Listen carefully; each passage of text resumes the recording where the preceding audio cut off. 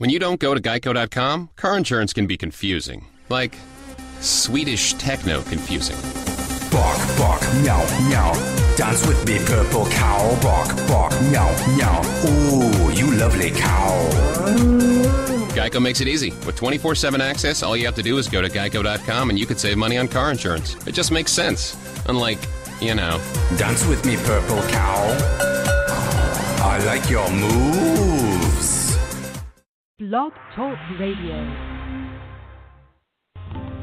Join us for today's episode of the Utopian Realities Slope, Save Life on Planet Earth Blog Talk Radio Show, bringing you solution bearers with practical, proven, scientific ways to help you eliminate global level irradiation and extinction level threats from your body and bringing forward the means to restore and sustain global waters, air, soil, and sentient life. Welcome.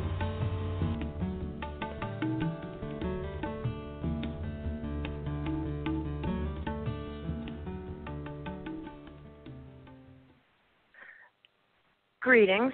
This is Lisa Wolf, your host.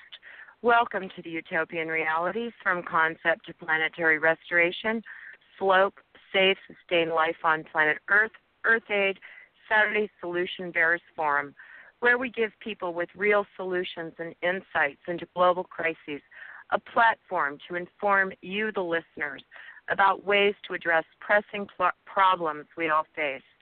My co-host today is Professor John R. Searl, the godfather of alternative energy, and today's guest, Brooks Agnew, was born in 1955 in Southern California, the son of a NASA contract engineer and descended from the Agnew and Ross clans of ancient Scotland. Best friends Sir Andrew Agnew and Edward the Bruce defended Roslin and Galloway in Scotland, and their families intermarried for centuries. The product of numerous public and private schools, Brooks became published at 13 and at age 16 assisted with lab research at UCLA's Brain Research Institute. He graduated with honors in the top 0.1% of graduating seniors from Tennessee Tech in chemistry and mathematics, and a master's degree in quality statistics and a PhD in physics. He began contracting in 1998 for numerous Fortune 100 companies, retired from full-time employment as an engineer for the automotive industry at age 43, and led numerous billion-dollar corporations through TS 16949 and ISO 9000 certifications, making possible more than $400 million in new earnings and providing more than 500 jobs in the United States.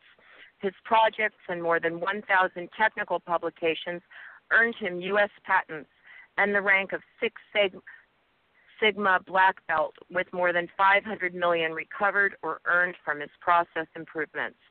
In 2004, with co-author E.J. Clark, he wrote and self-published best-selling Volume 1 of The Arc of Millions of Years, discussing the Earth's origin and destiny, with Volume 2 published in 2006 and Volume 3 in 2008, with all remaining in the top 1% of books sold on Amazon and Barnes & Noble. He hosts X Squared Radio from 5 to 8 p.m. Pacific Standard Time, Sundays weekly, with more than 10 million listeners. In 2006, he became expedition leader for the North Pole Inner Earth Expedition, and he has filmed or been featured in a half-dozen scientific documentaries, awakening millions to the mysteries of the universe and Earth. He is president of Sirius Energies Corporation, whose mission is to replace gas-powered vehicles with plug-in electric vehicles, and the first all-electric pickup truck rolled off the Kentucky assembly line in December 2009. His newest project is the second volume in the Birth Trilogy. And before we bring Brooks on, let's listen to this piece about Earth One. Earth, two Earths, one race for time is true, with the use of fictional characters to help tell the epic story of the ancient union of the Polaris. In a white-knuckle ride, the reader is chased from beginning to end of the creation and destiny of the earth. Enormous financial empires strategically move billions of dollars to take advantage of their foreknowledge of the events that are coming. The events and espionage are real. The names of these billionaires and world events are real. Nothing has been changed to protect anyone because they are all guilty. As explained by Dr. Brooks Agnew on Coast to Coast AM with George Dory, History Channel, and National Geographic Channel, planet Earth is made of two planets, one very high frequency and one low frequency, occupying the same space. Merged during the flood of Noah, they have been rotating in harmony for nearly 6,000 years, until now. Crafted as a trilogy of major motion pictures, this is the epic story of conflict and conquest between 5 races of beings mentioned in the book of Genesis. The one-party presidential system breaks down, allowing a write-in candidate, Robert Riker, to be elected. Ancient powers controlling the economics and military activity of Earth are thwarted by the will of the people. Here and there, pockets of light are woven together as the ultimate conflict between the seed of Lucifer and the seed of Adam square off for the grand battle for inheritance of the earth. History unfolds exactly as this book tells it. The battle between good and evil happens every day on the television news, and by reading this book, you will know why. You will also know why it is vital that you do something about it, starting with reading this book and then getting others to read it. We don't have much time. The race is on.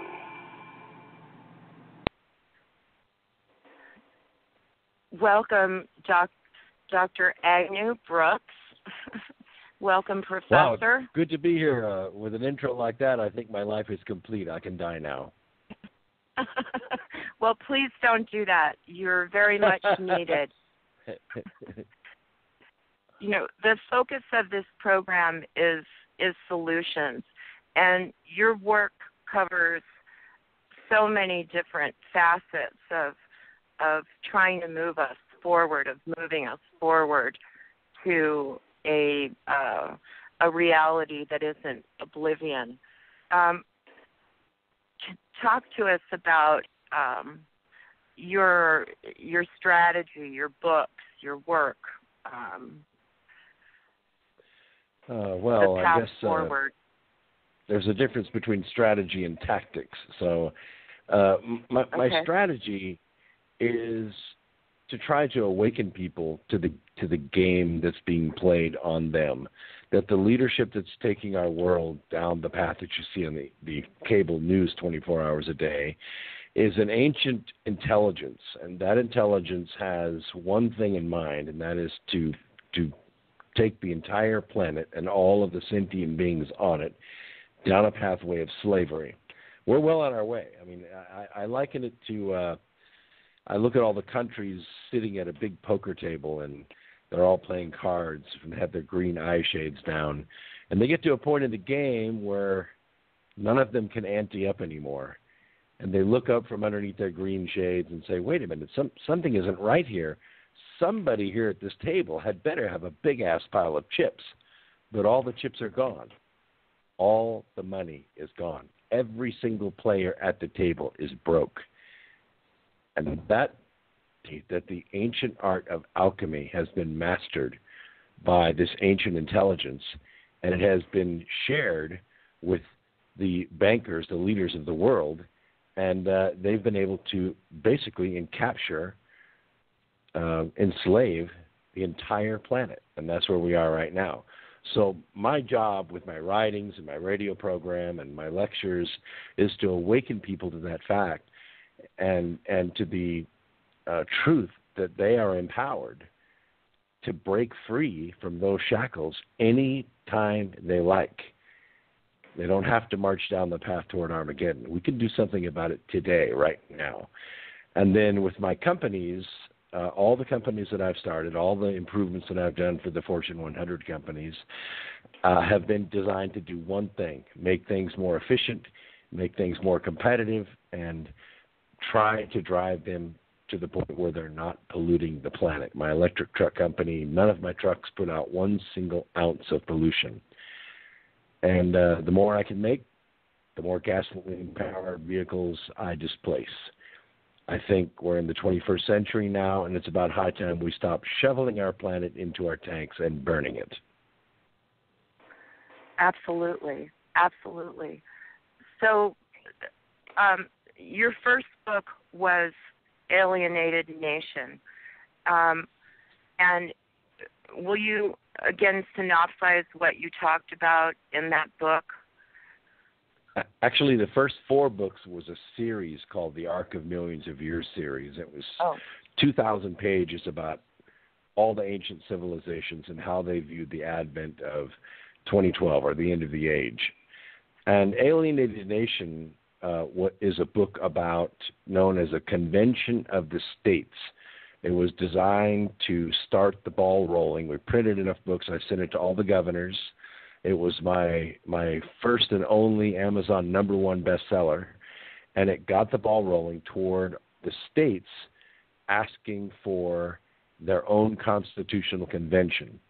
And in there, I mentioned amendments in the Constitution that need to be repealed and 6 that need to be written. And then the following year, Mark Levin wrote his book called The Liberty Amendments, and it took off basically about the middle of Alienated Nation.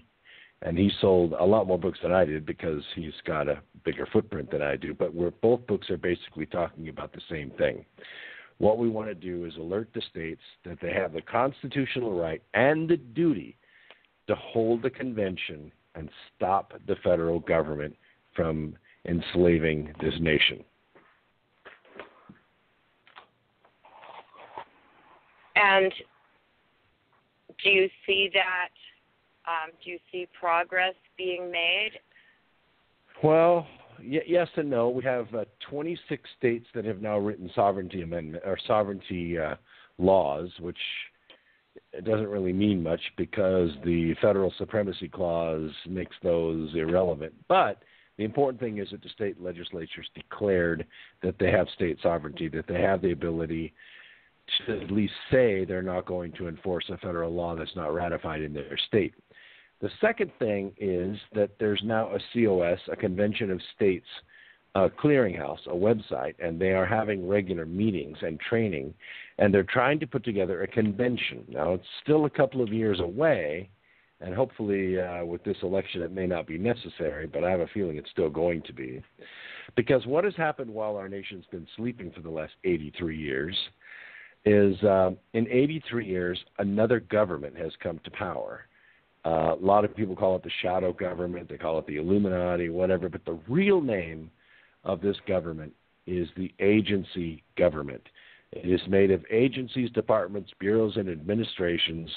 They assign their own taxes. They write their own laws. They have their own police. They have their own military. And we have no representation in that government whatsoever. It is a completely tyrannical government inside our government, and it runs the country by laws. Not the rule of law, the rule by law. And Congress can't do anything about it. It's going to have a constitutional amendment to break up the federal authority of this government. So do you see success happening with the common law courts that are springing up around the country? The work of Judge Anna von Reitz and people in Colorado and other states? These are very good small efforts, but this does not harm or impede the federal strength of these agencies one bit. What has to be done is these agencies have to have their ability to write law taken away from them. We cannot have people that are not elected, that are not beholden to the people, that don't have public oversight. We cannot have people like that writing laws. And that's what's happening now. They're writing all the laws. They're assessing all the taxes. And that's called taxation without representation. And that is tyranny. Now, there are 26 states that are willing to go to war in the courts to stop it. But it's really going to take this convention. We need 38 states. We need 12 more states to join the Convention of States. And then the states can petition Congress to start the convention. The states will make their amendments to the Constitution, ratify those amendments, and close the convention. It could be done in 72 hours. And then the agency government will be removed from power. It's been 83 years in the making. It came in with some Soviet spies that went into the Roosevelt White House, and they've been building power ever since. Now they are so powerful. They are so powerful and so brazen that they can openly break the law, and Congress knows about it. And Congress will call them into hearings and ask them questions. What the heck are you doing? And they'll say, I'm sorry, I refuse to answer on the grounds it may incriminate me. They take the fifth. They say, I don't recall. They say, I'm not going to comment on an ongoing investigation. And they hand blank pages to Congress, ignore subpoenas, thumb their noses at them, lie to them, and there's nothing Congress can do about it. So within your own state, how are things going down there? Well, the one advantage we have in the original 13 colonies is that the state constitutions are very, very much aligned with the U.S. Constitution. So there are several things in the state constitutions like the right to free speech, the right of assembly, the right to keep and bear arms. They're very much aligned with the U.S. Constitution. So we're able to kind of hold our own. But of those original states and the ones shortly thereafter, only one state retained the legal right to secede from the Union, and that was Texas. I don't think that secession is the answer. I honestly don't. I think nullification is a good answer, but then you're going to start a legal fight that can only end in conflict and costing a whole lot of money. The best way to do this is with the Convention of the States. North Carolina is one of the 26 states that has written a sovereignty amendment inside their own state. We have made a declaration of independence to the federal government, but it's going to take 12 more states to get this done. We have to have 2/3 to start it and 3/4 to ratify it. That's still a lot of work to do. There's a lot of work to do. And we have outside forces, George Soros and other groups like that are pouring money into organizations that are standing by to fund the Convention of States. Now you think, oh, gee, that's really great. No, that's really bad. Because once that convention opens, it's Pandora's box. These outside forces with their own nefarious agendas can step in, bribe the officials, write the laws the way they want to, and it's goodbye U.S. Constitution. It has to be done very, very, with a lot of discipline, and it's got to be done in such a way that we keep this foreign money out of that convention. It is not going to be easy, not going to be easy at all. And you've been talking on your show about the TPP and other things on the horizon. Can you talk about what we're facing right now and also your thoughts on what just happened in Turkey and what you think that's all about? Sure. Back in 2012, when Benghazi happened, it happened on September 11, 2012. On September 16th, 5 days later, I broke the story on X Squared Radio of what went down at Benghazi. Almost 3 years later, 2015, the summer of 2015, is when they released the documentation about what happened in Benghazi, and we were spot on the money. So what we basically have here is a group inside the State Department and aided and abetted by the White House that's trying to funnel missiles, rockets, grenades, and money to an organization that's trying to establish a caliphate. A caliphate is like a jihadi-run nation.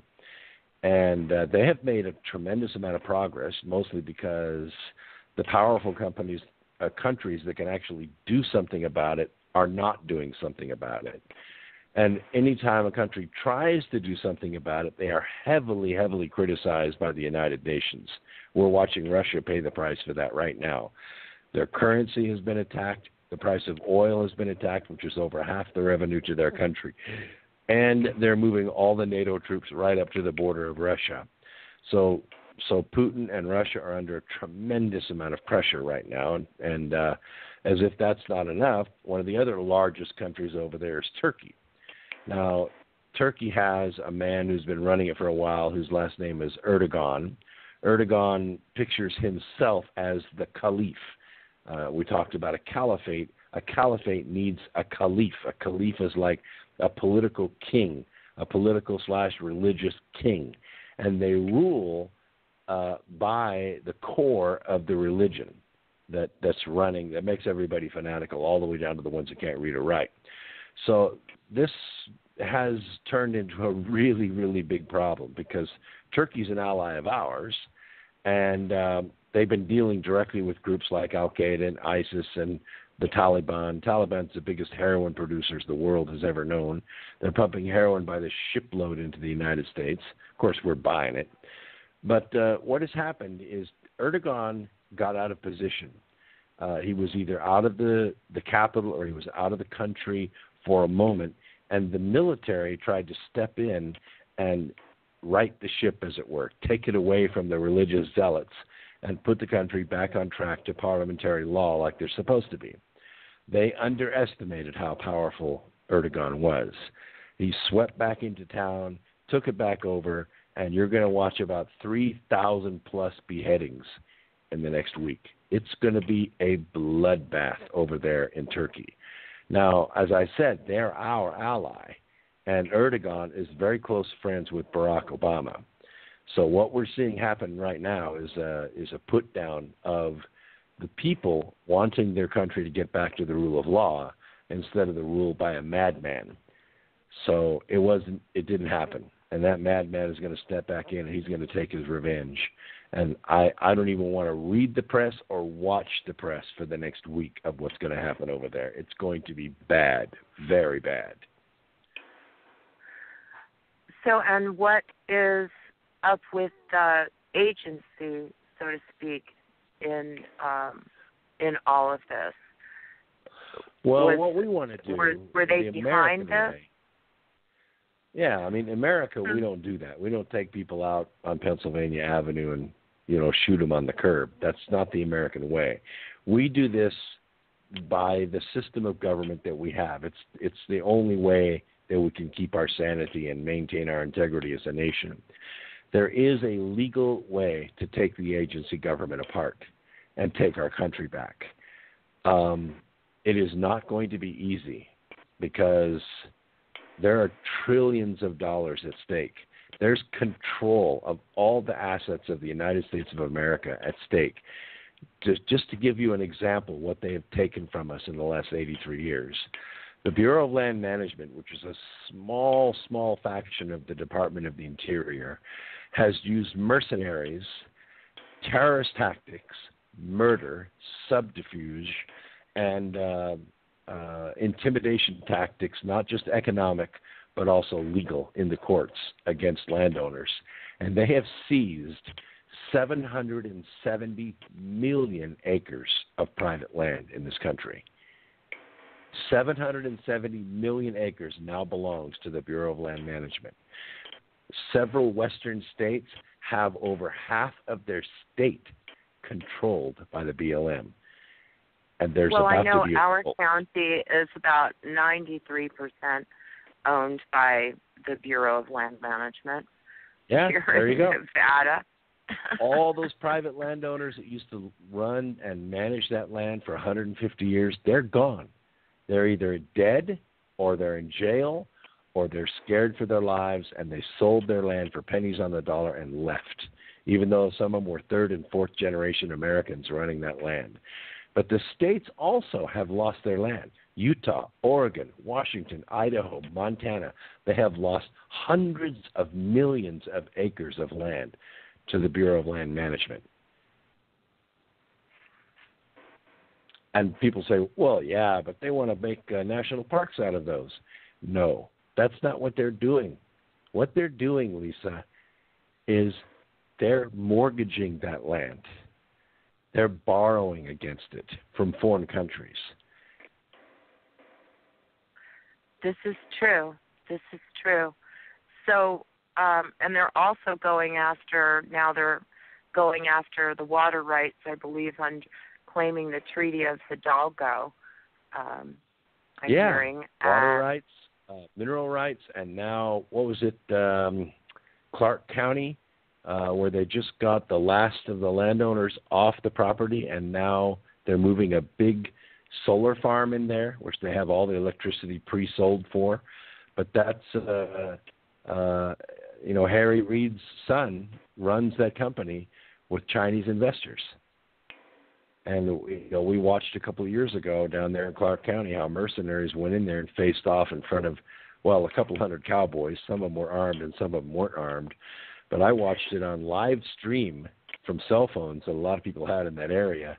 And that thing came right down to just seconds away from gunfire breaking out. It didn't. The mercenaries, boxed it up and went home and let the guy's cattle go instead of killing him. They got him back. He's in jail now. Bundy. Yes, and Mr. Bundy.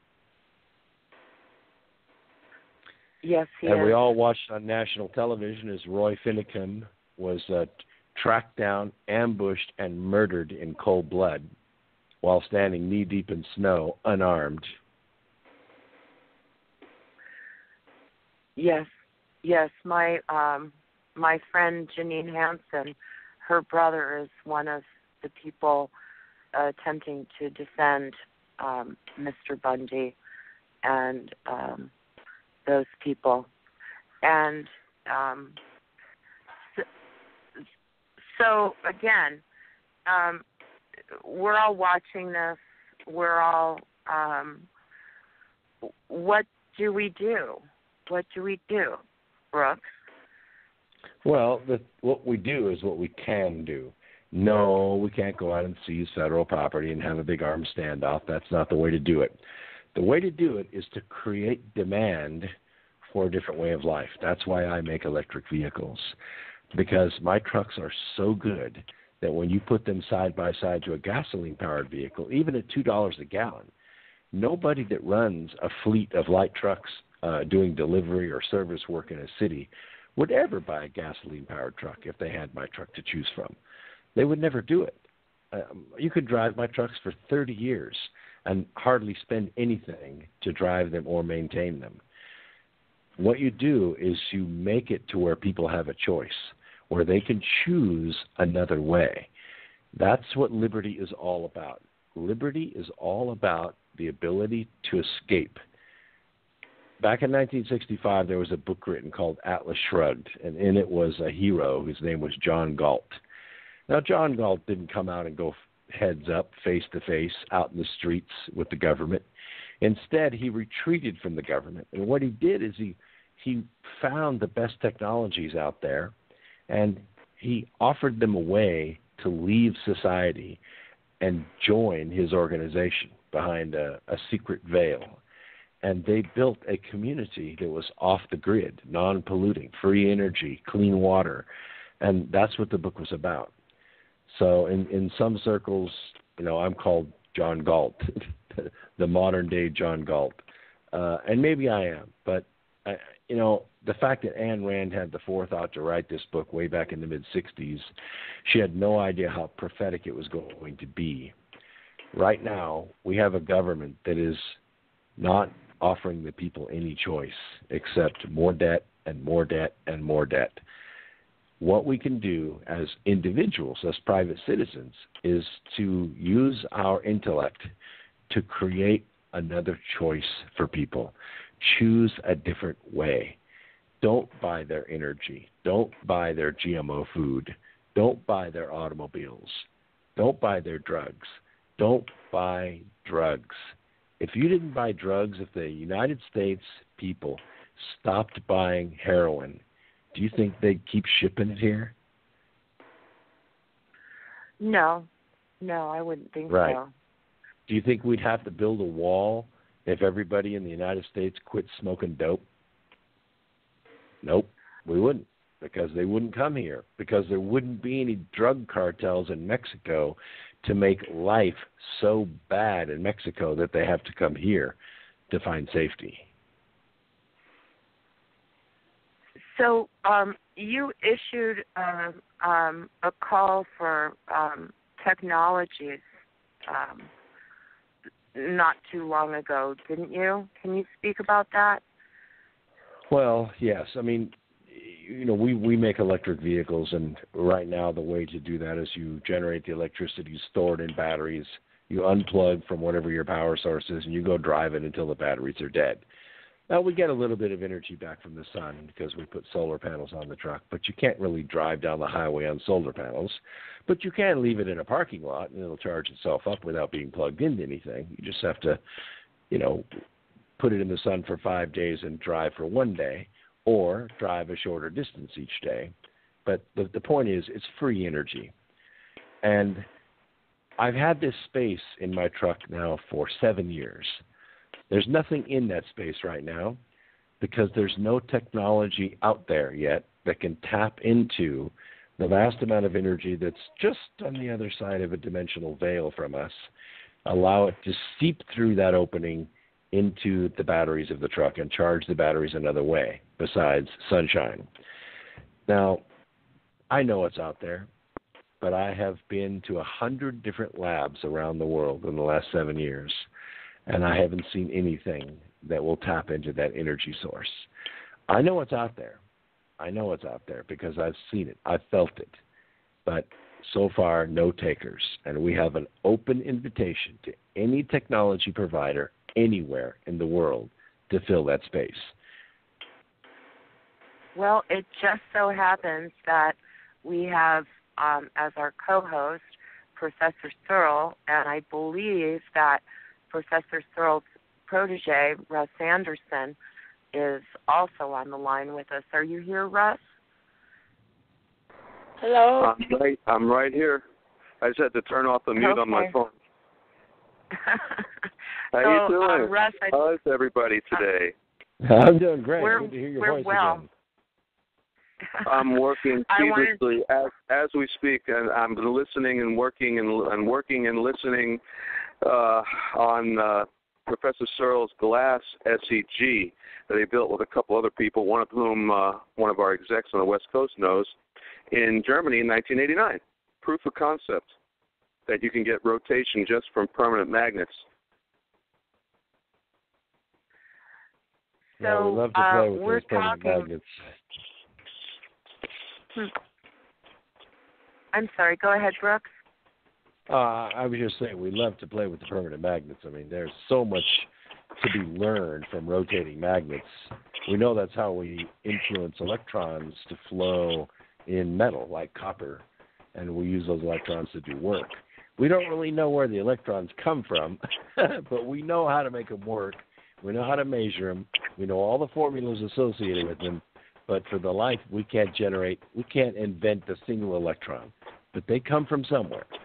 And I know, as sure as I know I'm living here on planet Earth, that there's another way to bring energy into our dimension besides rubbing magnets by metal.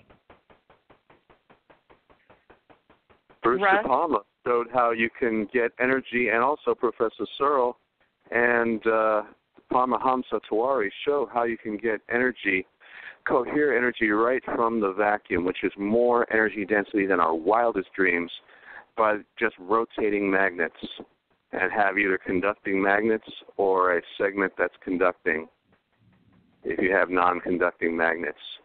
In the law of the square of Searl machine, Searl effect generator, SEG/STG, there are rotating magnets that rotate and stator magnets that stay in one place. You have relative movement, but even with no relative movement, there is a current flow boson current flow through the materials of the plates and runners, the rings and rollers that make up the SEG. And when those rollers are rotated, that electrostatic potential is raised markedly. Yeah, I've seen some of the examples that he's had, and I've stood there in front of him for half hour at a time watching it work. So I'm aware of the technology, and I know it's just I'm holding my fingers really close together in case you can't see them, that far away from being practical.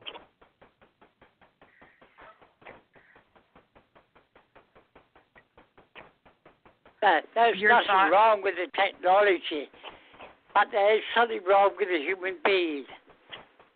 They cannot accept something that is a realistic solution to our problems.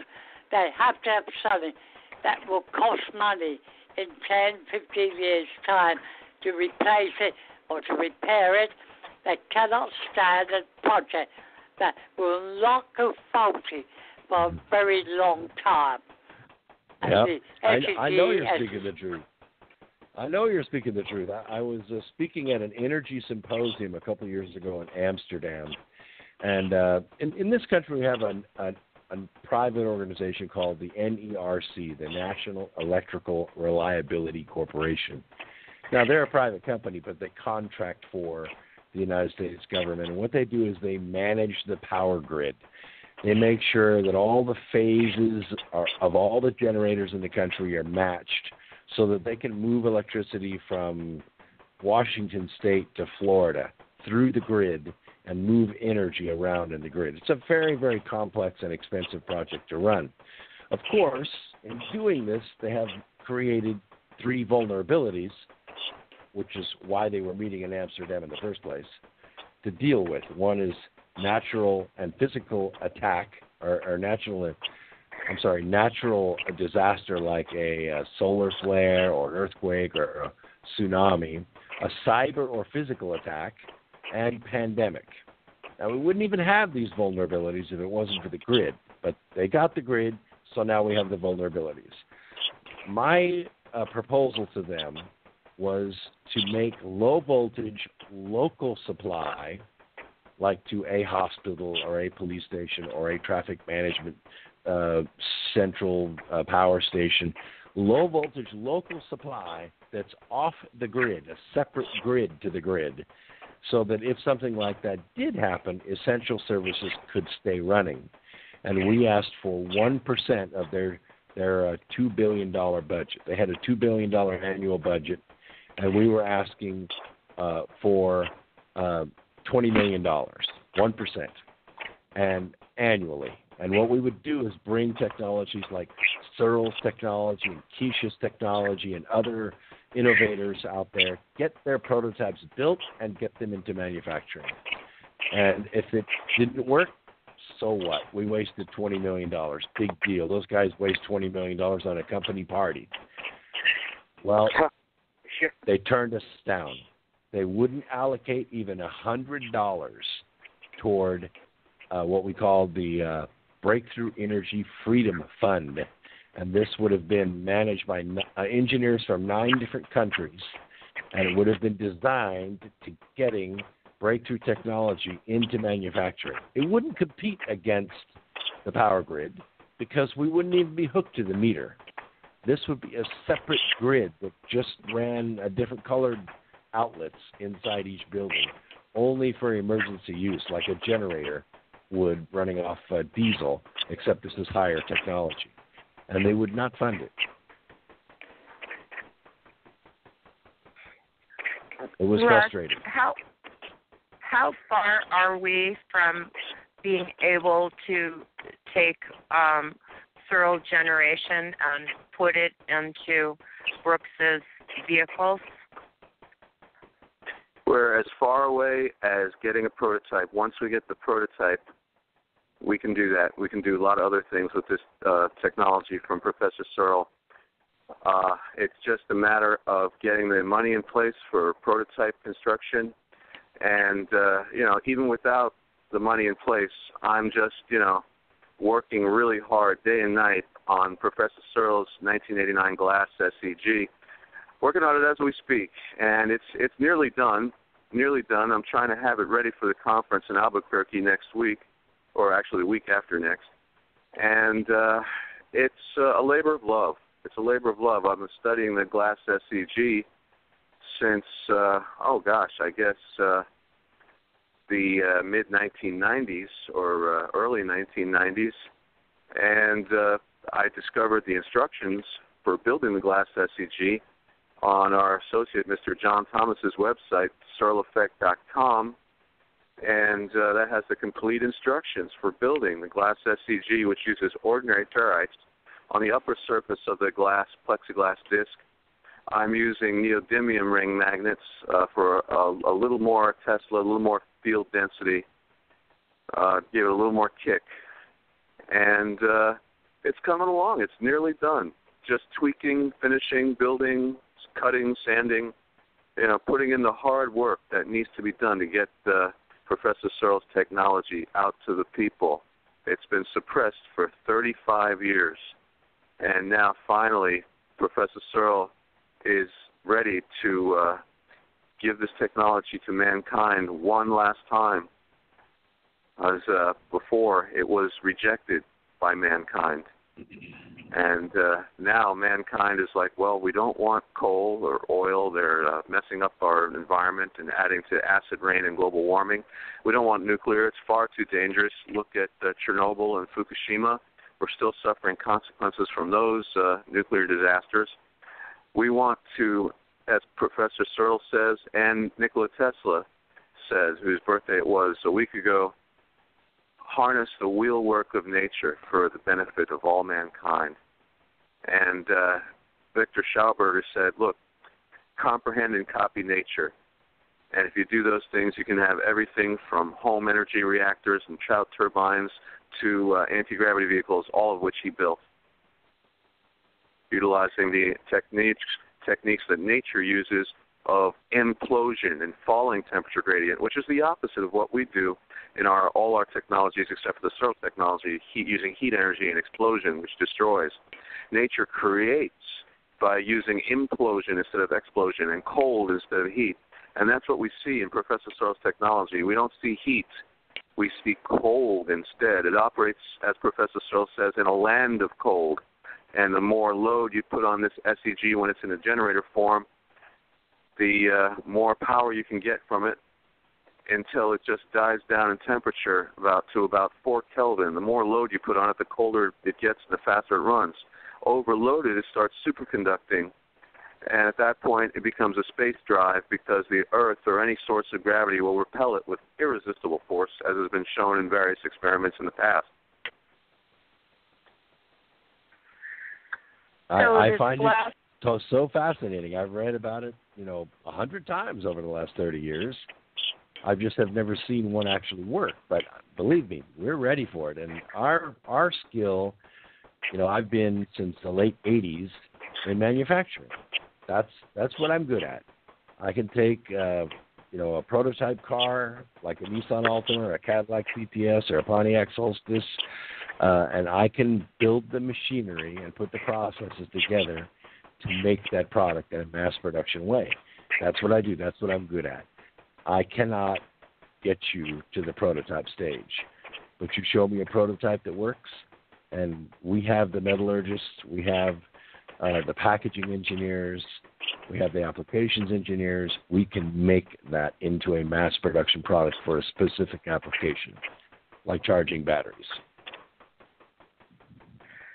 Russ, have you seen Brooks's electric vehicle website?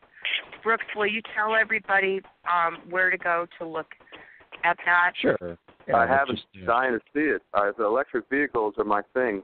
I love electric vehicles. I fly radio-controlled jets and helicopters, and I just fly electric because it's so much simpler, so much cleaner and nicer and quieter and easier.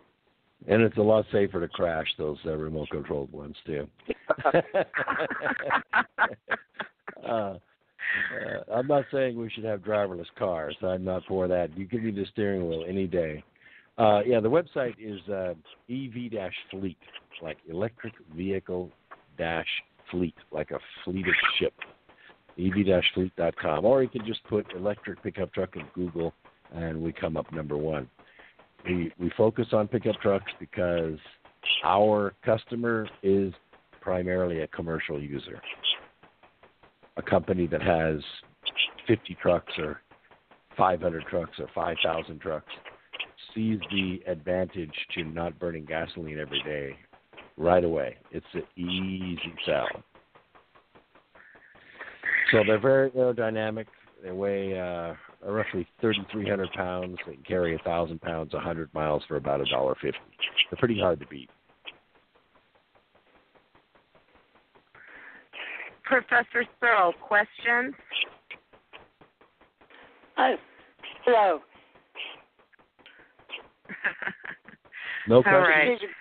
Right. I feel break it up.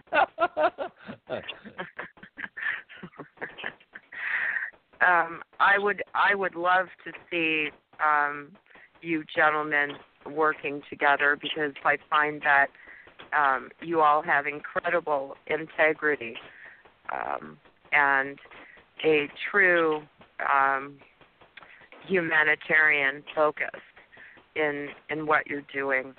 And I appreciate that. It's such a moving bar, you know. People say, well, clean energy, free energy, but you don't really know what to point it at.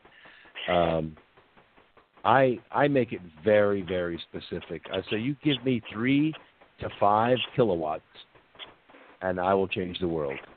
I don't care about megawatts. I don't care about gigawatts. I don't need a power station the size of, St. Louis. Something that can put out 3 to 5 kilowatts, and we could change the world. Well, in Pakistan, there's a free energy motor. You've probably seen it on YouTube. A guy in Pakistan built one based on the Parandev motor, and it generates about 3 kilowatts. I know Paramahamsa Tiwari in India, built the Dipalma machine, Dipalma sunburster end machines, and has gotten to the point where there's no back EMF, in other words, no magnetic back torque that wants to slow this thing down. And that's the holy grail. So already there are a couple out there in various parts of the world, in Eurasia. And, there are various pods all over the world working on resurrecting the technology, the Utron technology of Otis T. Carr from the 1950s and early 60s when it was suppressed. And the Otis T. Carr technology has been called, quote unquote, the poor man's Searl disk. Yeah, I've heard of the Otis T. Carr. I interviewed, I can't remember his name now, the guy that inherited that project. Was that Ralph Ring? Yeah, Ralph Ring, right. I've met him. I met his wife. Yeah, in Holland. He's awesome. Yeah, we were in, that's where we were. We were in Amsterdam at the Breakthrough Energy Movement Conference. In Hilversum at the first Global BEM Breakthrough Energy Movement Conference, where I lectured in 2012. Yeah, and I was there. I lectured twice. You don't tip anyone in Holland or anywhere in Europe, because whatever the job, everyone is paid a fair and living wage that keeps up with inflation. Try to do that here, you have an uprising of rabid conservatives. Well, there's a slight difference of about 270 million people, though. That kind of makes a difference. Oh, boy, yeah. We're the richest country in the world, but we treat our people lousy. Oh, my God. Yeah, well, I don't know what kind of country we would be if everybody got a check just for sitting home. That just doesn't make any sense to me. Doesn't make any sense to me, just because most Americans came from Europe.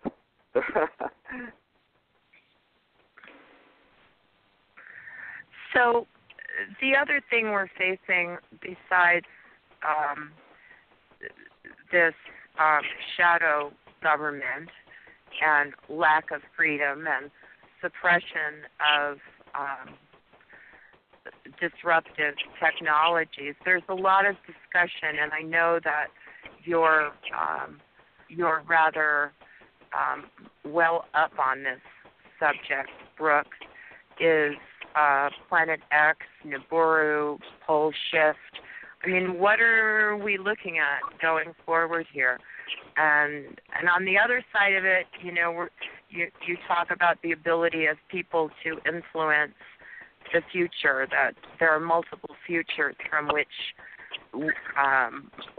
we can, I don't know, choose is the right word, but go forward into. Can you touch on that, please? Yeah. There are two different subjects.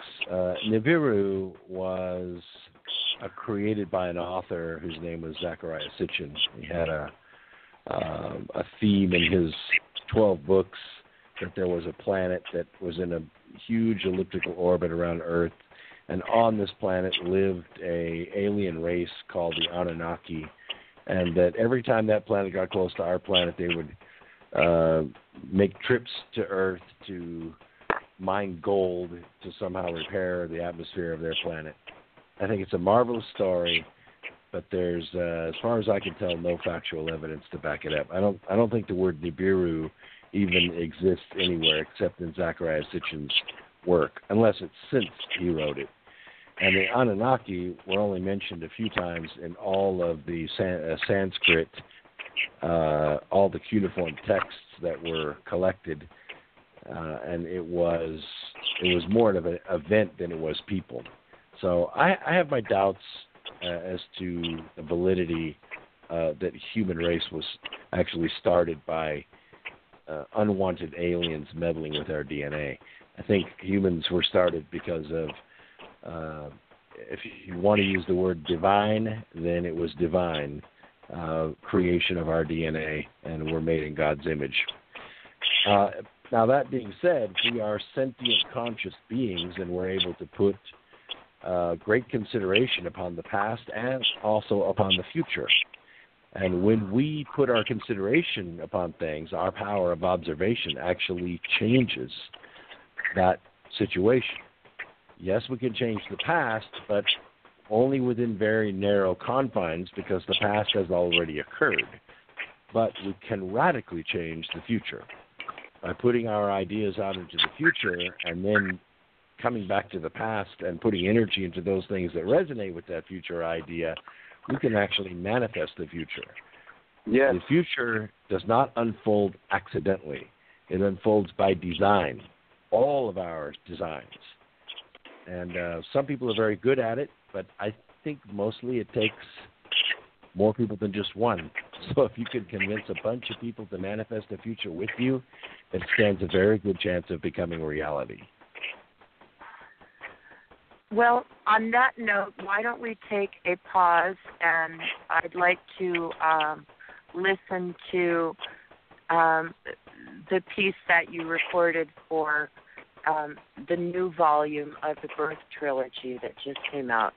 And we'll be right back and continue this conversation with Brooks Agnew, Professor John R. Searl, and Russ Anderson. Thanks for joining us, listener. Birth, Volume 2, The Grand Division. Volume 2 of the best-selling Birth Trilogy continues as the reader discovers a true story unfolding around him in real time. Billions of intelligent spirits have made the arduous journey from every quadrant of the universe to be alive on Earth at this time. Some are born to commit unspeakable acts of evil. Some came here to personally advance and live during this amazing time of planetary transition. Others don't belong here and don't need to be here, and yet they came by the thousands to help the rest of mankind make it through mortality. You know who you are. The White Knuckle Ride continues as the lower and higher frequency Earths are now nearing the equinox of separation. 7 billion people hang in the balance during the Grand Division as evil makes one last attempt to harvest the souls alive on the planet. No one can deny the gluttony and corruption the elites have perpetrated against the family of mankind. But all is not lost, as here and there around the world are pockets of light and hope. Is it enough to save the souls of mankind? In the meantime, President Riker's heroic team of misfits battle agents of the Nephilim to prevent a terrorist plot of epic proportions. The future of the universe is being created by the intelligent souls living on Earth right now. The choice is still yours as to whether we march inexorably down the eschatological trail to Armageddon or you choose a different future. This is the book that can open your eyes to the power of your personal choice. Choose well. Read the book. Well, I hope the sound quality is better on the recording. But again, it's, you're saying, Brooks, that this is fiction, but it's nonfiction. And you raise some, you bring up the Nephilim and this battle, and here we are, so to speak, those trying to bring the solutions forward. Tell us, really. I mean, this is really what we're dealing with?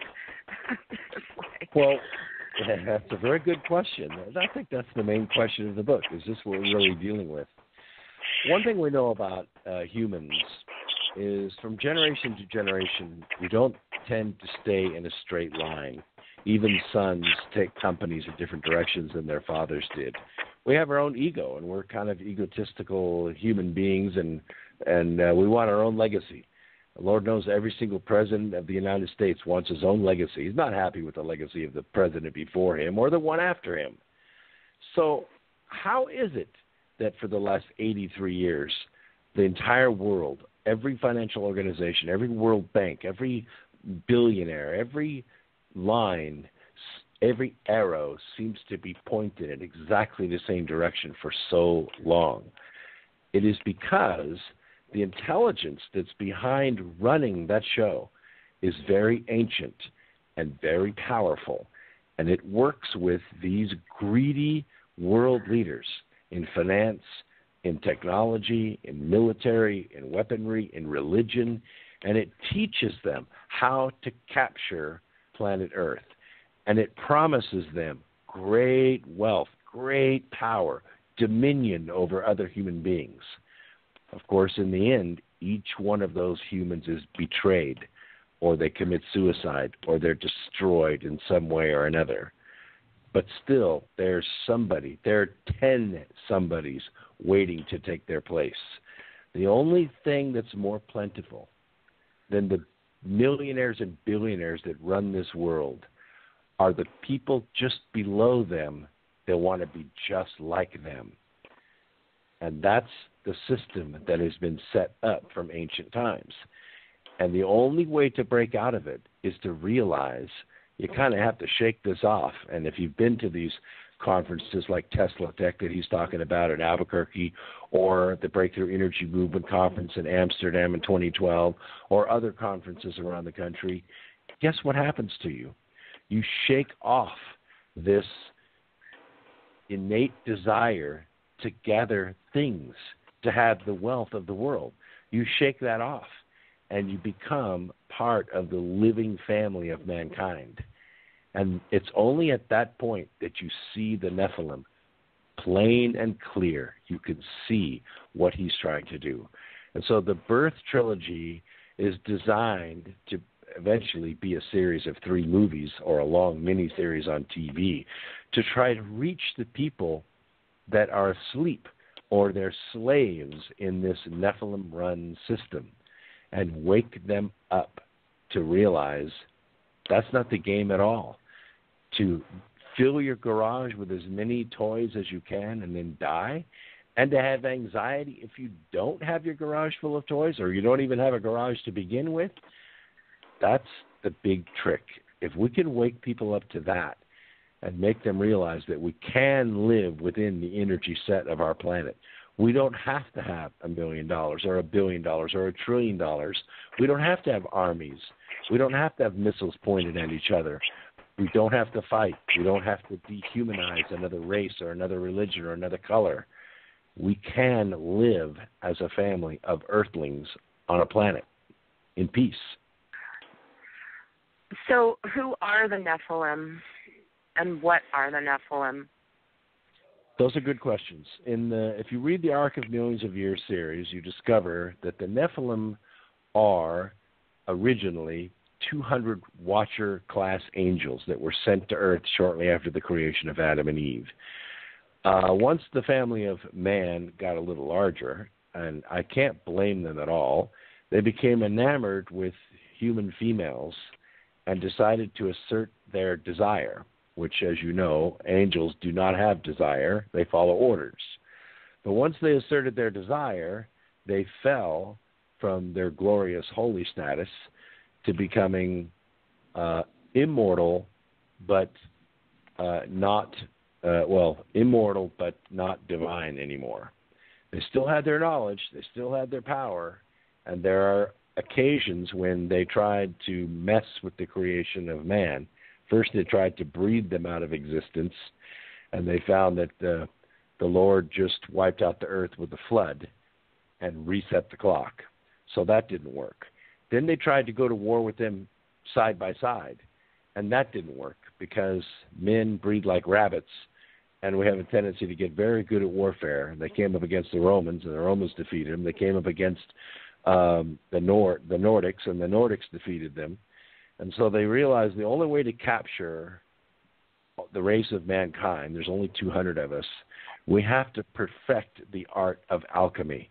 We have to learn how to create value out of something that is absolutely worthless. In other words, gold from lead, or gold from road gravel, or gold from paper. Or how about this? How about gold from little ones and zeros on a computer screen? That's exactly what they did. They perfected it, and then they addicted everyone on the planet, not to the actual wealth like land and, what can a man build with his hands, but to the little ones and zeros on the screen. That's what they're after. All those little zeros behind the one. That's why we're fighting these stupid wars. So have you had a chance to look at that information on the carrot bars? That idea of helping people transition off of fiat currency to gold in small increments.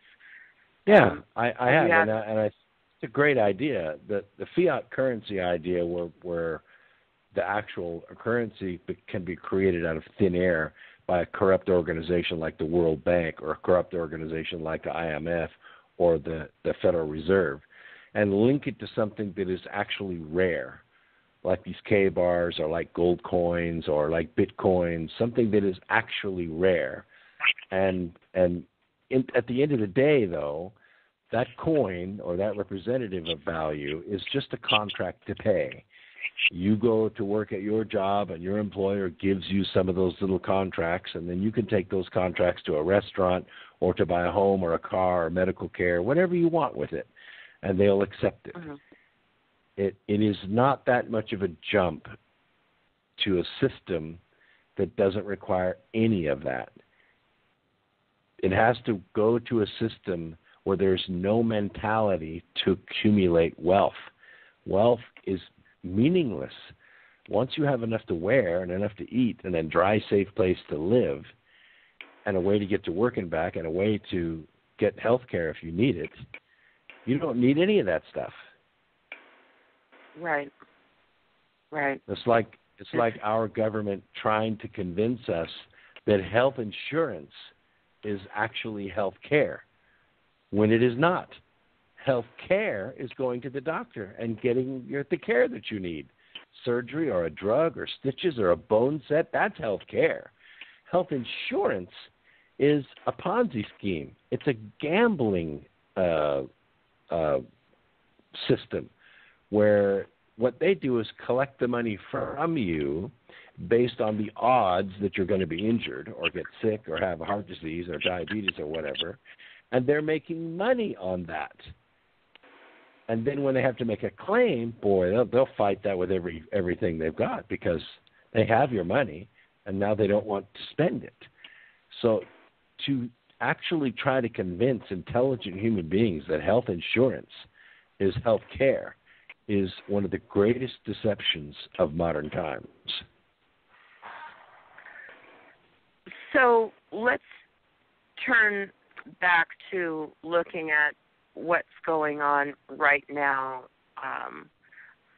in this land in the realm of politics. I know you've been following and speaking about the BLM, Hillary Clinton. I mean, what are you considering? Are you planning on voting in these upcoming elections? I'm definitely planning on voting.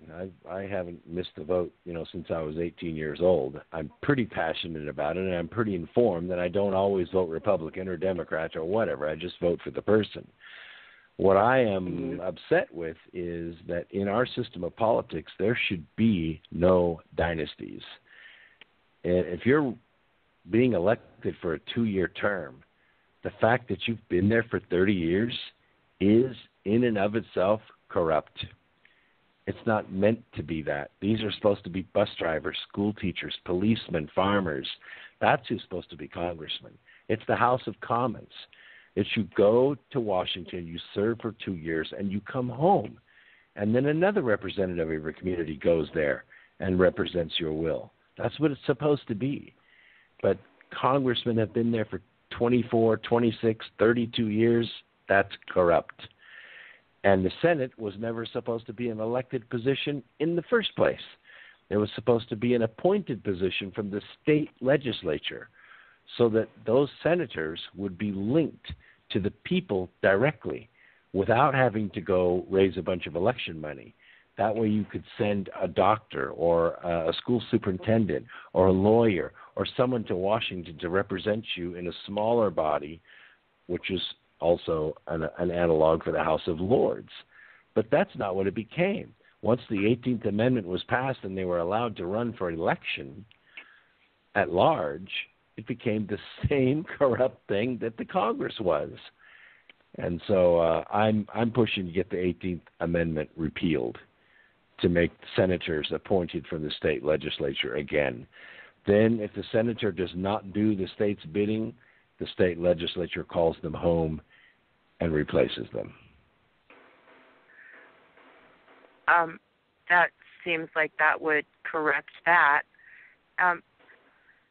Brooks, you're not afraid, and I want to remind listeners that, Brooks is a serious scientist and inventor, and in exploring what's actually going on, you've put a lot of energy in your life into this North Pole expedition. Why is that? How did you come to that? Your thoughts, feelings as it relates to the larger picture, to solutions. Why did you turn your attention to exploring the hollow Earth? Is that your phone that's giving us feedback, Brooks? I don't think it was my phone. I mean, I'll push my mute button and see if you still hear it. Not at the moment. You still heard it. But that's right, no, we seem clear now in any case. Huh. Okay. Anyway, I became originally involved with the project because we were writing the Arc of Millions of Years series, and somebody had handed me a book, I think it was called Our Hollow Earth, and I read it, and I found it mildly amusing, and I put it on the shelf and didn't think about it again. But we got to the second book, and at this point I had been to Tibet, I'd been to Egypt, I'd been to China, Japan, Mexico, and I started to collect a little bit more information that kind of made me reconsider that idea. And then when NASA and my buddies down at JPL got involved and started sending probes up to discover the source of the Borealis, either the aurora or the Aurelius, and because they didn't know. Once they had a image of Earth with the aurora over both poles at the same time, it really threw them for a loop because everyone assumed it was always caused by the solar wind. It turned out it wasn't caused by the solar wind, and they wanted to find out why. So it turned out that it looked like there was an energy electrode jet coming out of the poles of the planet, and that was exciting the ionosphere under certain conditions of the presence of cosmic radiation. Then the atmosphere would begin to emit light. And that really surprised them. Then Washington University, under Dr. Y. Sessions, they analyzed 600,000 seismograms. Seismograms are generated by the USGS listening stations around the planet. About that time, late 90s, they started tying them together so that every time there was a big earthquake, they could kind of do a CAT scan of the Earth. Only no one was analyzing the data. And so when Washington University took their grad students and went through the 600,000 seismograms, they came up with the image of the inside of the Earth, and it didn't look anything like what I learned in school. I learned in school we live on a molten ball floating through space, and we exist on tectonic plates like giant cornflakes in a bowl of milk. That's the way I grew up. That's the planet I believed that we lived on. What came out of Dr. Y. Sessions' work didn't look anything like that. In fact, they discovered the damping sounds of another ocean underneath the Atlantic Ocean. So I said, okay, I'm going to start collecting a little more information. This was about 2004 now. So we started to get information about what the core is made of. Well, we always thought it was just a big molten core, right? But Japan returned some information that it was a giant iron crystal. And based on the frequencies that they were getting, the spectrographic images on their spectrometer, they believed that it was somewhere around 5,000 degrees C. Well, I'm a chemist, and I can tell you that the crystal in iron doesn't exist at 5,000 degrees C. So we all said, well, nice try. We got to think of something else. It's made of something else. But then the experiment was duplicated, and this time it was a joint effort from Cambridge, and I'm going to say Stanford University. It might not have been Stanford, so I might be misspeaking there. But anyway, the experiment was that they put iron into what's called a diamond anvil, and they put it under tremendous pressure, and then they shot a laser at it to bring it up to temperature, and they realized that the iron goes crystalline at 6,000 degrees C, and that made sense. That's the same temperature as our sun. Now, the sun is that temperature because of a fusion reaction. All the little hydrogen protons are fusing together to become helium nuclei, and that is what's making the the radiation that we see as sunlight. But this also puts out a white light just from the photons of the electrons being excited in the upper electron shells of a crystalline iron core. So it can be used for photosynthesis. That's the same technology that grow lights use. So somebody asked me the question along around 2005, if there's space there inside the planet, will there be life? And I said, well, I have a degree in biology, and I will have to tell you unequivocally, yes. If there is space there, I promise you there is life. But I don't know if it's microbial or more complex or even intelligent. But surely there's some information out there on that. Went searching, and guess what? No information. No one had ever been above the Arctic Circle searching for that opening and found it. So I found a group that was planning an expedition above the Arctic Circle. It was led by Stephen Curry, who was a longtime expeditioneer. And unfortunately, he died very suddenly of rapid onset brain cancer that same year, and they elected me to lead that expedition. So I led it for 7 years. We tried to raise the $3.5 million it would take to take a ship up there with the proper scientific equipment and personnel to search for that opening, and we just could not put together the money. We tried everything that our brains could come up with. We made pilot films. We talked to Discovery Channel, History Channel. We won the Genes of Galileo contest in Nippon Television Network in Japan, in Tokyo, Japan. We did everything, and we just couldn't raise the money. By the time 2010 came around, the polar ice caps had refrozen again, and there was no way to get there. It was only about a 2-year opening between 2007 and 2009 that this was even navigable, even by a big icebreaker. So now it's frozen over under 3 meters of ice, and there's no way to get there now. So we're trying other ways. We're still thinking that this is the last piece of information we need to actually find an opening in the crust between the surface ocean and the subterranean ocean. Someday, someone will find it. I know that we've been talking a lot with the folks who are espousing primary water as a solution to the global water crisis, based upon the fact that there is that body of water within the mantle, and that it's actually accessible. Well, this isn't in the mantle. This is hundreds of miles below that. The upper crust is about 800 to 900 miles thick. Then there's this open area, which we don't know anything about because we can't get any vibrational data back from it. And then there's the core, rotating faster than the crust in the center of that. That's what creates the huge magnetosphere we have around the planet. We know a little about the core. We know a little bit more about the mantle or the crust area, but we know nothing about the space in between. When you talk about two planets, are you being literal, or are you talking about vibrational differences? Well, I think those are both the same.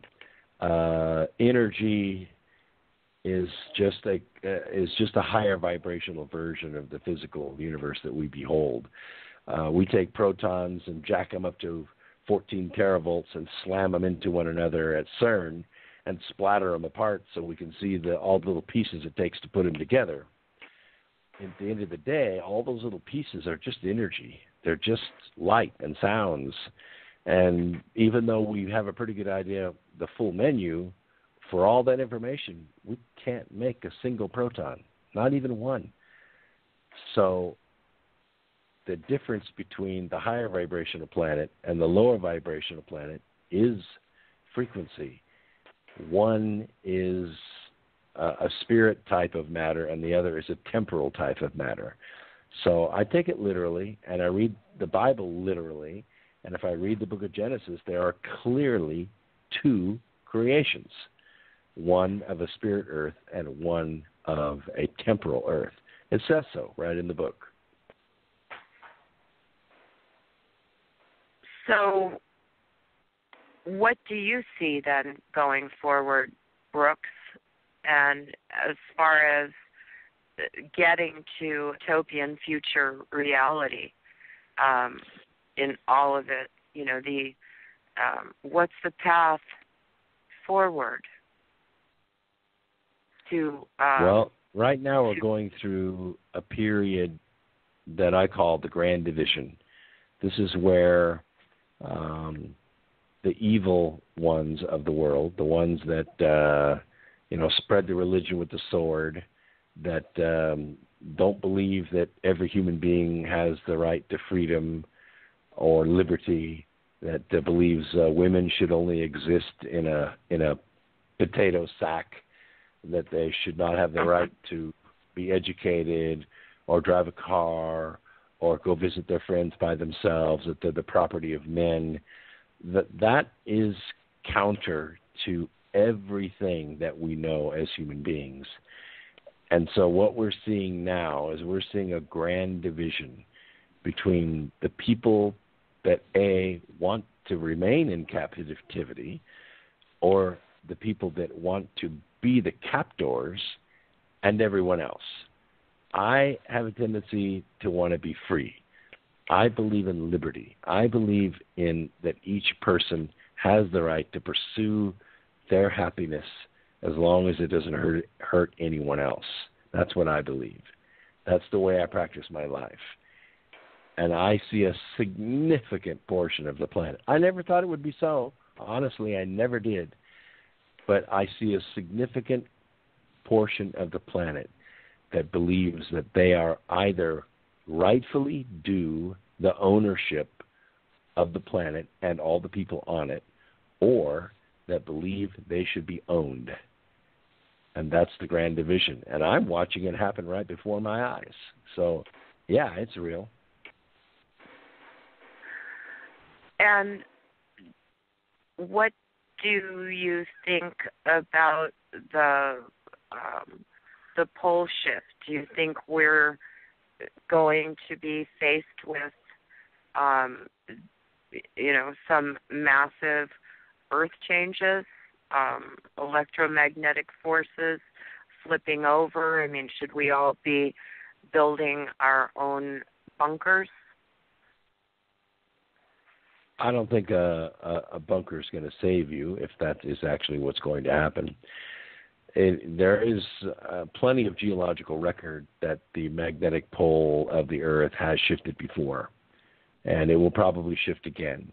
What we really don't know, at least about Earth, we can watch it happen on the sun pretty quickly, but on Earth we just don't know how fast that shift occurs. If it takes 100 years, 1 year, or 1 week, we just don't know. So the fact that the magnetic pole, which, by the way, my great-grandfather discovered in 1830, Sir William Ross, the magnetic pole is shifting toward the Siberian desert at the rate of about 25 miles a year.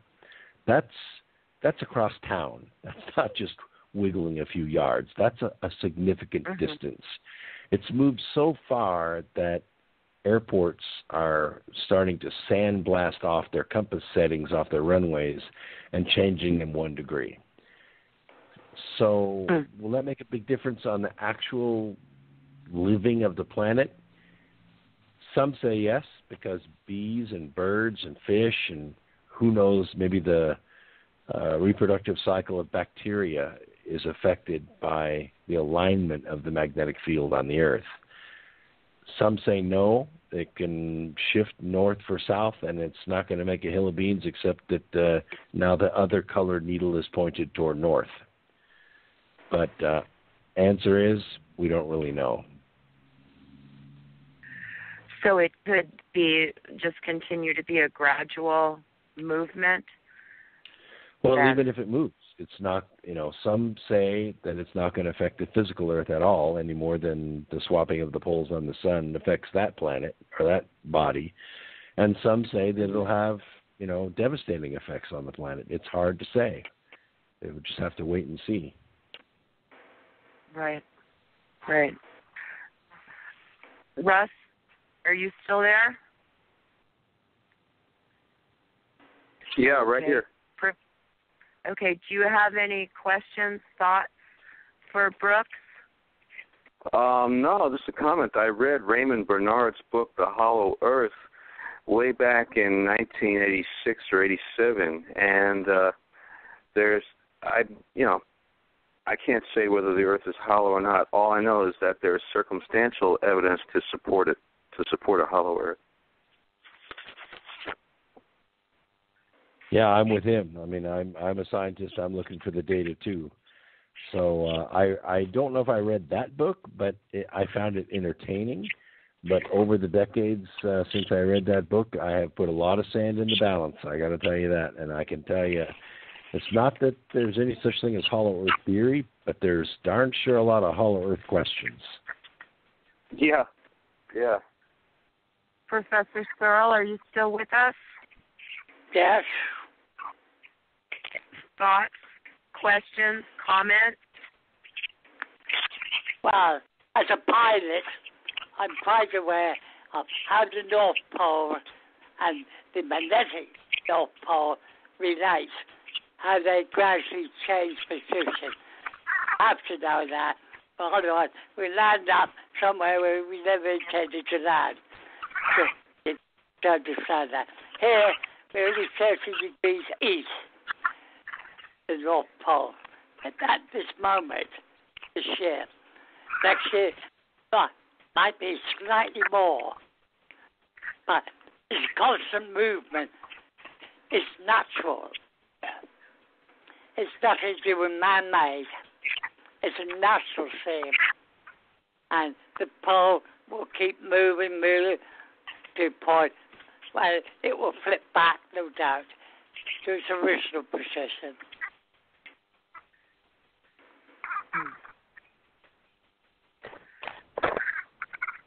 Well, there you have it. I have a tendency to believe that as much as anything. I honestly don't think that it's going to tear up the world or throw everything upside down. It may return right back to its original position.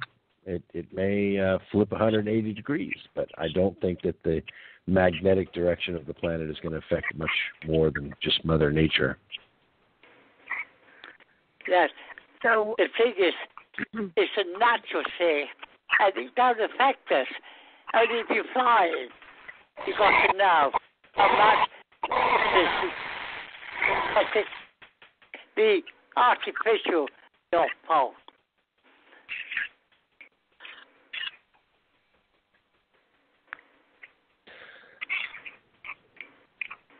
So back to what we're facing and immediate concerns. Brooks, you were talking about, and I'm looking forward to listening to your show tomorrow. Listeners, if Brooks is the host of X Squared Radio every Sunday from 5 to 8 p.m. at xsquared-radio.com, and you've been following the TPP and other things. Again, what are we looking at? What are we facing?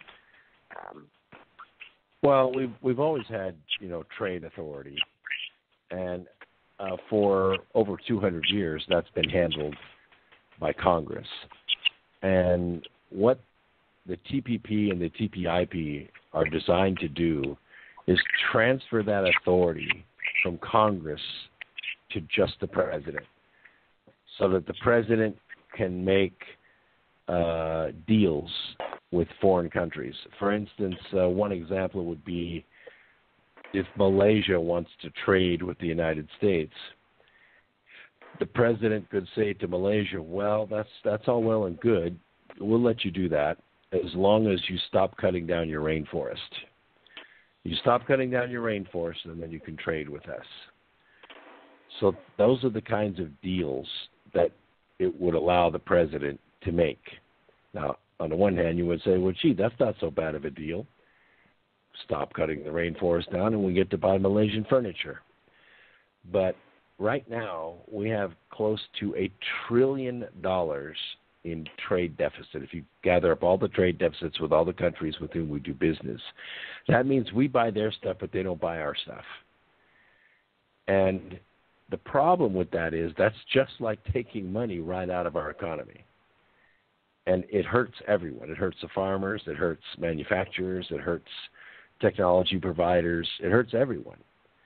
And it has become a system of business to politically hurt the United States in an economic way. Same thing that we do against Russia, same thing that we have done to Iran since they took the hostages when Jimmy Carter was president. But now it allows the president to do it on his own and not go through Congress. And that, I think, is fundamentally the wrong way to go. We have a real problem when we start shifting more and more power to the executive. It hasn't been a problem. It started to be a real problem when George W. Bush became president, but now it's turned into a very big problem with Barack Obama as president. And the more and more egotistical men we tend to put in that office, the worse the problem is going to be. So I tend to want that kind of power to stay with Congress. It needs to be close to the people, not close to the king. And that's why I'm against TPP and TPIP. And there's also, have you seen evidence that there's been infiltration of the Muslim Brotherhood into the Obama administration? They've been seeing people talking about that with great concern. Yes. There's a very, very good book. I highly recommend it. It's called American Betrayal, the infiltration of the Soviet infiltration of the Roosevelt White House. It was written by a syndicated columnist named Diana West. She did a tremendous job with this book. I interviewed her a couple times, and I've spoken to her off the air. And what we see happening in the White House now is it is not the Soviets that have infiltrated the White House. It is the Muslim Brotherhood. You have Valerie Jarrett on the presidential side, and you had Huma Abedin on the State Department side, and it's worse than that. There are Muslim Brotherhood all in every single major agency in Washington. It's completely infiltrated now, and there's no way to turn it around unless we change presidents, which it looks like we're about to do, and they are very, very nervous about this. So what do you think then of Mr. Trump? Well, I don't think anything new. I've known about him for 30 years. He's really the same person he was 30 years ago, except he plays less golf now. If I were him, I wouldn't do it. I'd see myself at this age. I want to spend time with my grandkids. I want to watch my kids, continue the empire and continue to grow. But I'd play golf. I'd hang around with celebrities. I would travel the world with my beautiful wife, and I would just take it easy. But he could do that. But he feels that he has to do this because he sees what's happening to the country, and he sees himself as one of the very few men on the outside that cannot be bought by the system. And for my money, I think he's right. And that alone makes him a good guy as far as I'm concerned. He's willing to give up everything to be president, and he's willing to not be bought by any of the power brokers on K Street or anywhere else in the world, Saudi Arabia. Then he's an okay guy in my book. So again, well, I would like to, one of the things that's key for this show, and one of the reasons that we came together as SLOPE, Save and Sustain Life on Planet Earth, is the threats that we're all facing thanks to nuclear power waste that is across this land and to my understanding across the northern, and I wanted to ask Professor Searl and Russell while they're with us if you all could give an explication of how the Searl effect technology is able to ameliorate radiation. If you could give a scientific explanation of that as we, promote solutions. And also, Brooks, if there are any thoughts that you have on technologies that you're aware of that can help in this regard and that may be being suppressed. Are you with us, Russ and Professor? Yes. Yeah, I'll defer to Professor Searl since Professor Searl is the inventor, and we can get the explanation of the radiation amelioration. Okay, wonderful. Thank you. Professor, how does the technology ameliorate radiation? Are you there, Professor? Okay. Russ, I'm not sure Professor is with us at this moment. Could you? Oh, okay. Yeah, I'll take over. Could you explain it for us? Thank you. Yeah, radiation is basically a breaking up of nuclei, atomic nuclei, through chain reactions and basically losing particles over time. And we measure that in terms of half-life when half of the particles are gone. As for instance, uranium decaying into lead after so many days or years or whatever. Those particles basically are ether particles when you get right down to it. The lowliest subatomic particles are nothing more than ether vortices.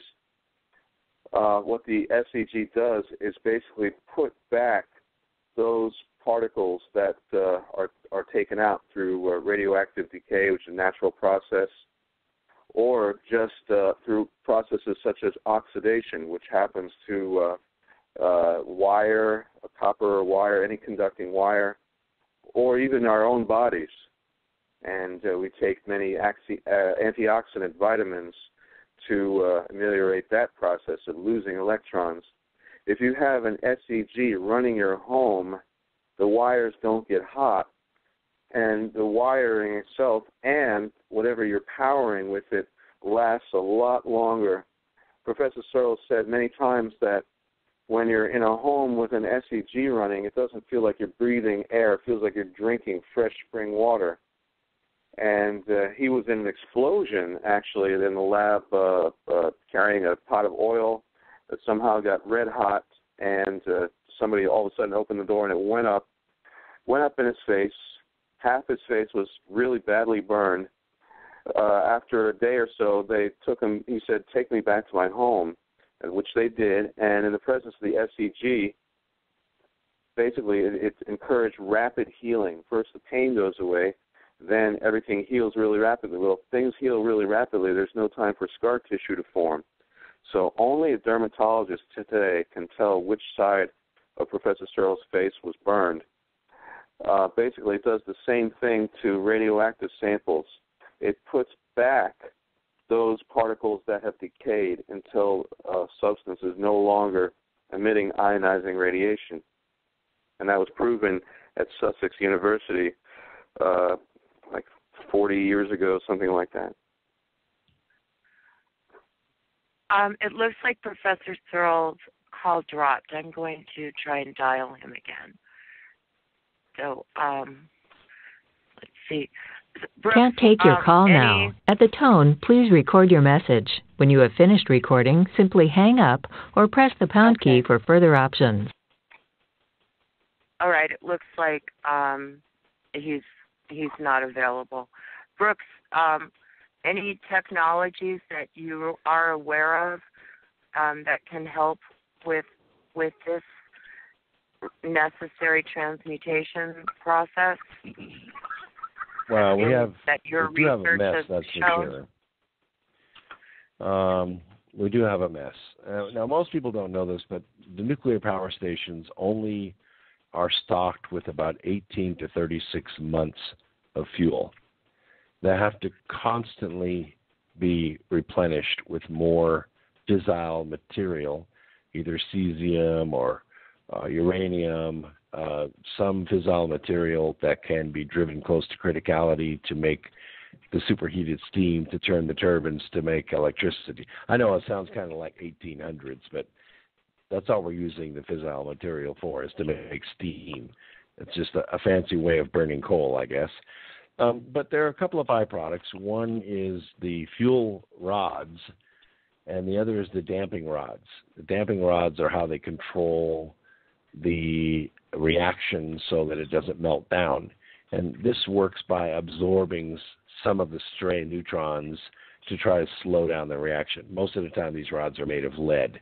Now, over time, and it doesn't take very long, these rods become saturated. They won't absorb any more neutrons, and so they have to be disposed of.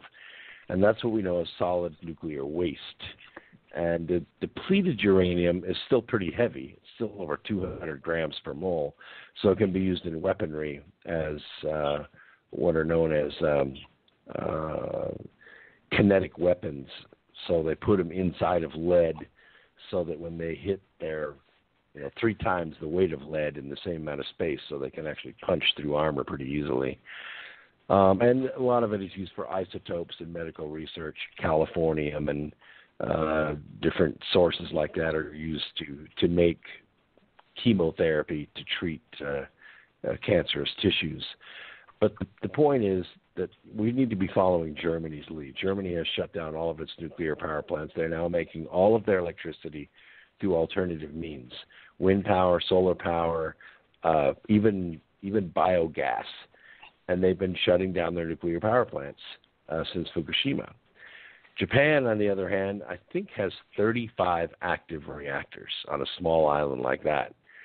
And I don't know how many there are in the United States, but all of them have problems. They're all old. They try to upgrade them as much as they can, but they also can't take them offline. So they all have problems. They all have leaks, and they all have issues. And Fukushima is just about killing the Pacific Ocean by itself with its chronic exposure. It's a terrible, terrible exposure. And if you go to the Department of Energy and try to make a proposal to them, look, I have this great idea and it will generate electricity, the reason they don't want to hear it is because clearly 75% of the DOE's budget is consumed managing nuclear power. It is their fatted calf. It is what they do for a living. They don't want to hear about your idea if it takes away from their cash cow. So we have a conflict of interest, and I'm hoping that we can solve this with, through diplomatic means.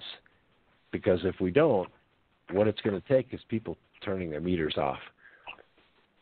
But if you turn your meter off, in a lot of cities, they'll condemn your house. You're not allowed to live in a house without a meter. Right. So what that means is you keep your meter, you turn your switch panel off and disconnect your meter from the inside. That is to say, connect your main breaker up to your new energy source and then turn your breaker panel back on.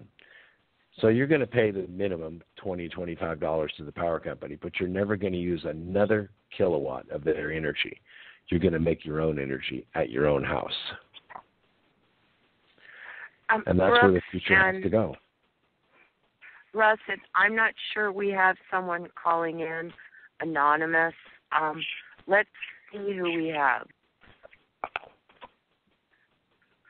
Greetings, anonymous. You are on the air with us. Hello? Caller? Okay. Looks like anonymous. If you want to speak, otherwise I am going to remute you. All right.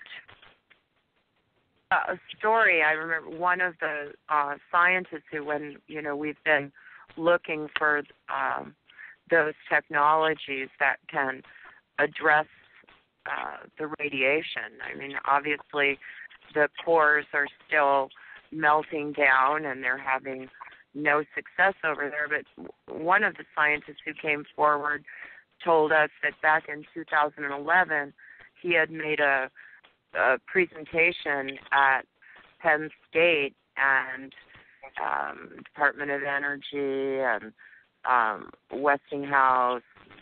Those guys were all there, and they said, yeah, this will work, but they weren't interested because it was going to cut into their bottom line, unfortunately. Yeah, so, exactly. That's what it boils down to, is the money, and that's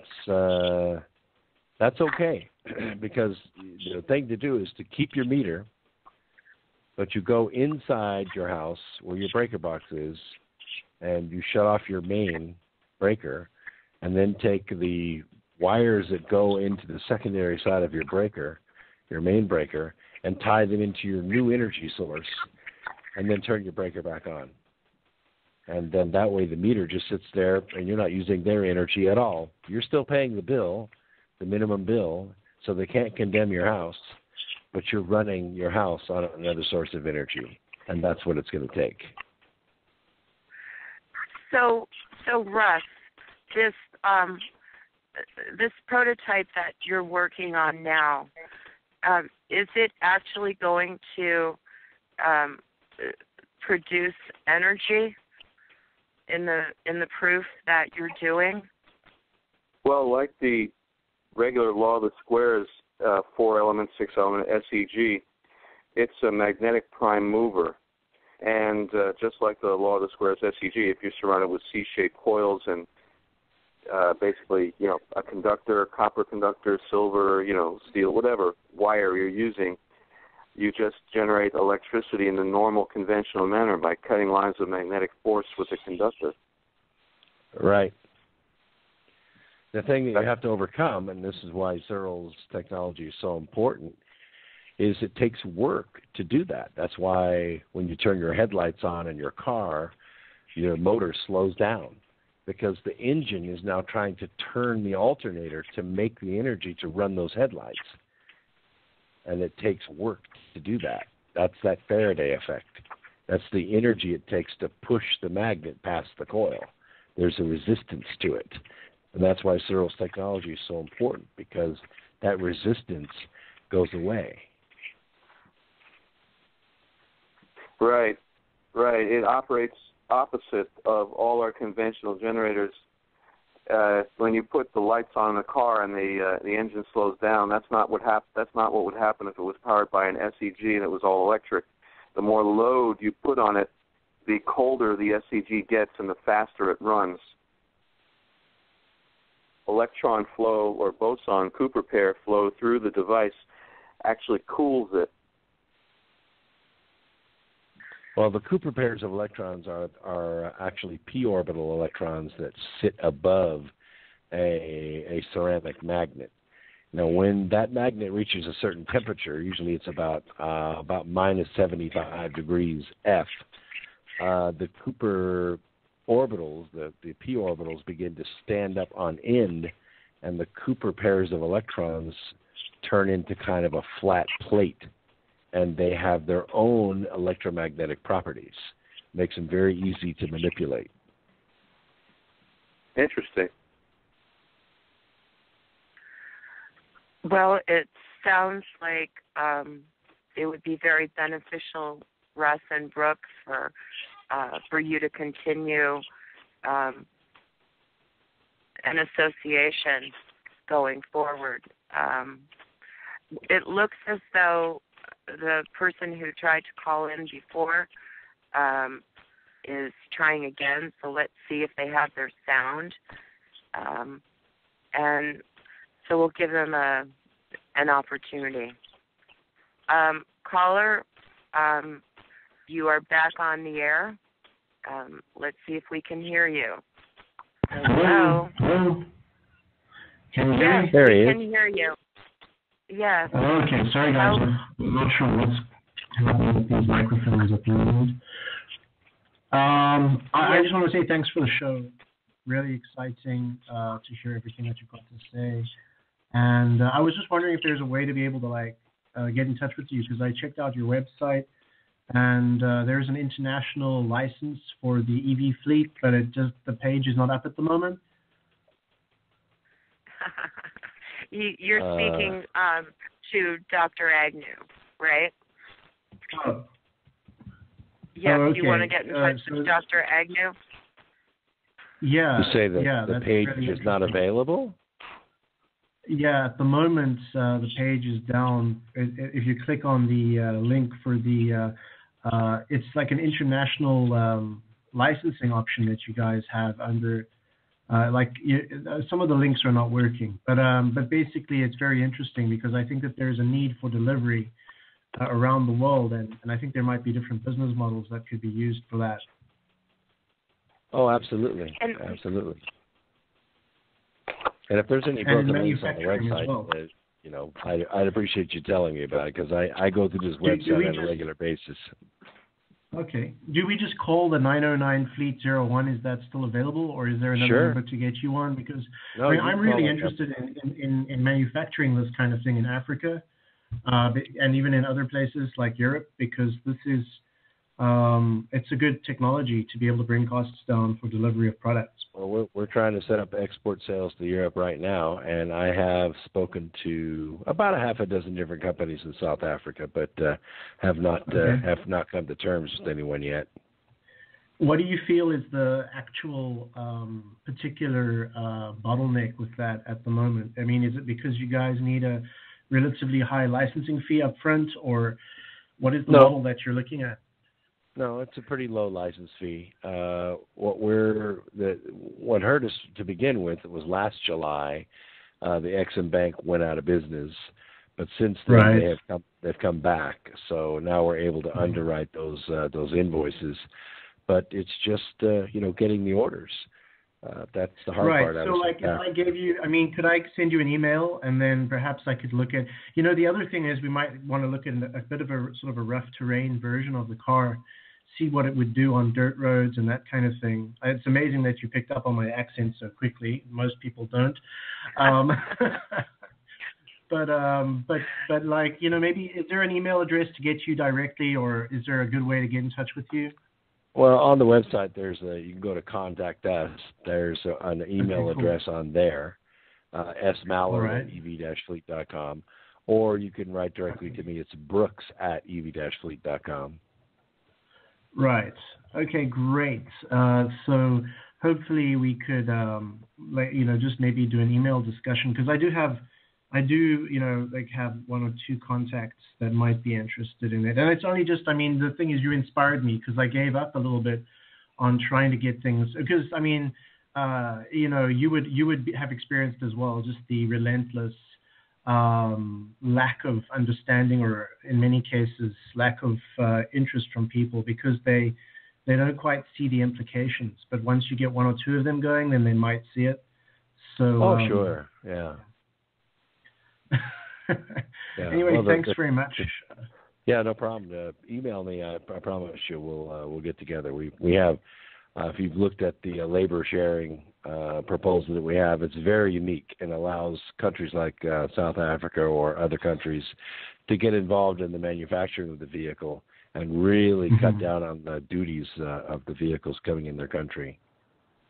Right, because there's huge duties on this side, and it's really bad. We've got terrible export controls here as well, and import controls, and it's horrific, because the place is very mismanaged, in my opinion. And, your types of technologies would help to start getting people into a better economic position. So, I'd love to also chat with you about a lot of the other potential technologies. And now that the Ex-Im is going again, maybe there's investment opportunities, because at the moment there's just such a shift in global trends that I feel that, people are looking to actually even dispose of certain, let's just say, let's not use that terminology. Let's say they're looking to diversify portfolios, even into very interesting investments and things that haven't been done before. So, I'd have to only just pass you on to the relevant people, but I'd be very keen to hear all about your different technologies, and hopefully we could take it further. All right. You bet. No problem. I look forward to hearing from you. Thanks, Brooks. Thank you so much, guys. Have a great show. Thank you. Thanks. Thank you so much. We're coming down to the last few minutes of the show. Russ, is there anything else that you want to say at this point? Oh no! Through the whole show, I never stopped working on the glass SUG. I've been drilling, cutting, sawing, sanding. But it's a labor of love. It's he does what I do. He puts that Bluetooth on and keeps right on going. Yeah. I'm working against a deadline. We got to leave next week for Los Angeles, not Los Angeles, Albuquerque. And I have to have this ready, and come heck or high water, I'm going to do just that. Well, if there's anything, I'm very glad to have you all meet. And likewise, Brooks, anything in closing that you'd like to share with the listeners today? Well, just if you're interested in reading the Birth Trilogy, the third one will be out in September, but you can get started now. And for Lisa's listeners, if you buy the paperback, send me your receipt. The address and everything is right inside the book. I will give you the audio version of the book for free. So if you're not a good reader, don't worry about it. I read it for you. And I have to tell you, I've been listening to Brooks read, and it's such a pleasure. He's a wonderful reader. And listeners, Brooks is going to be on the air tomorrow on X Squared Radio from 5 to 8, and you'll go to xsquared-radio.com. And to become part of the Utopian Reality Slope mission, please contact White Buffalo Nation at gmail.com and visit wbnslope.weebly.com and our White Buffalo Nation Facebook page, and support the Slope mission at gofundme.com/slope. And the monies you donate help keep this mission going as we work to get solutions to all the people and to life on Earth. And come back tomorrow at 2 p.m., when we'll be visiting with Judge Anna Von Rees. Thank you, Brooks. Thank you, My Russ. pleasure. Thank My you, pleasure. Anonymous.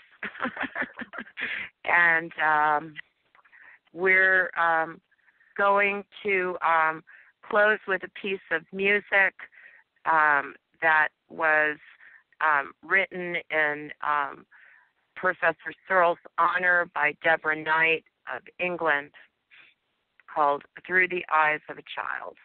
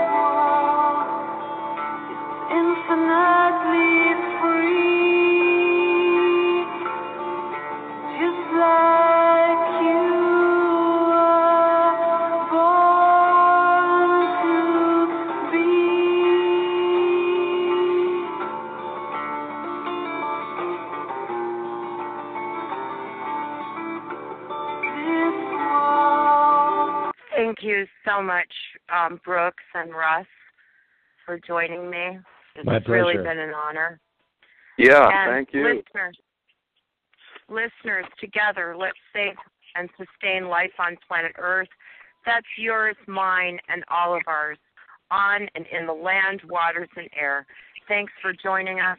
Till next time, this is Lisa Wolf for Slope and Earth Aid.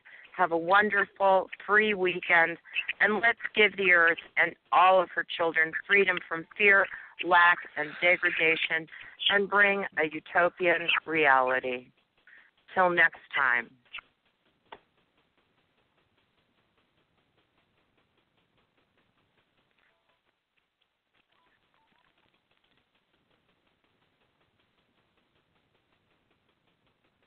When you don't go to Geico.com, car insurance can be hard. Like early 90s heavy metal hard. I'm yelling and screaming, and I'm loud. Roar! Geico makes it easy. You can review and update your policy or report a claim on Geico.com or the Geico mobile app. Because shouldn't we all have a little less stress in our lives?